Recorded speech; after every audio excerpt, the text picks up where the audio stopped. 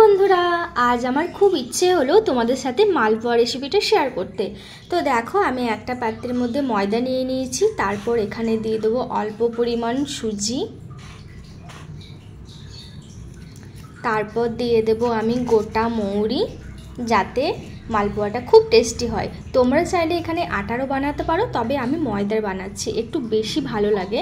তারপর দিয়েছি এখানে এই যে অল্প মতো বাদাম কুচোনো, এই দেখো ভাজা বাদাম দিয়েছি। তারপর দিয়েছি অল্প পরিমাণে এখানে নারকেল কোড়া। আর নারকেল কোড়া, বাদাম এগুলো যদি দাও না তাহলে খুব টেস্টি হবে। তো এই যে আমি দিয়ে দিলাম। তারপর দিয়ে দেবো এখানে দুধ। আমি পুরো মিশ্রণটা দুধ দিয়েই গোলাবো, অল্প অল্প করে দেবো, বাটারটা তৈরি করব। আগে ভালো করে আমি দুধটা দিয়ে বাটারটা বানিয়ে নেবো, তারপরে আবার চিনিটা মেশাবো। এখানে এখন চিনিটা আমি মেশালাম না। দেখো, ভালো করে মেশানোর পর আমি এর মধ্যে পরিমাণ মতো চিনি দিয়ে দিলাম। তোমাদের যদি মনে হয় চিনি আমি দেবো না, গুড় দিয়ে বানাবো, তাহলে তোমরা গুড় দিয়েই বানাতে পারো, কেমন? তো চলো এটাকে আবার আমি ভালো করে গুলিয়ে নিই। এই দেখো বন্ধুরা, আমার কিন্তু বাটারটা পুরোপুরি গোলানো কমপ্লিট, আর বাটারটা তৈরিও হয়ে গেছে খুব সুন্দর করে।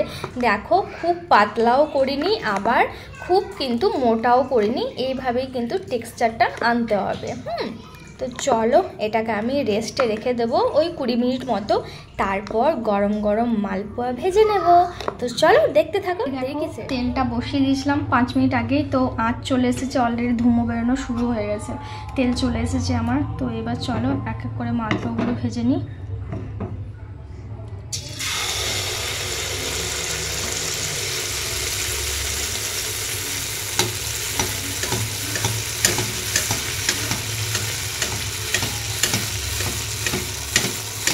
কত ফুলছে দেখো।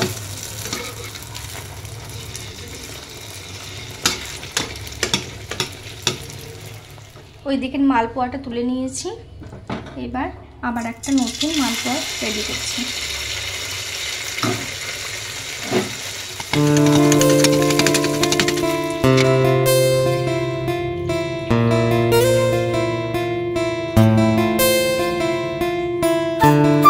দেখো, আমার কিন্তু মালপোয়া রেডি।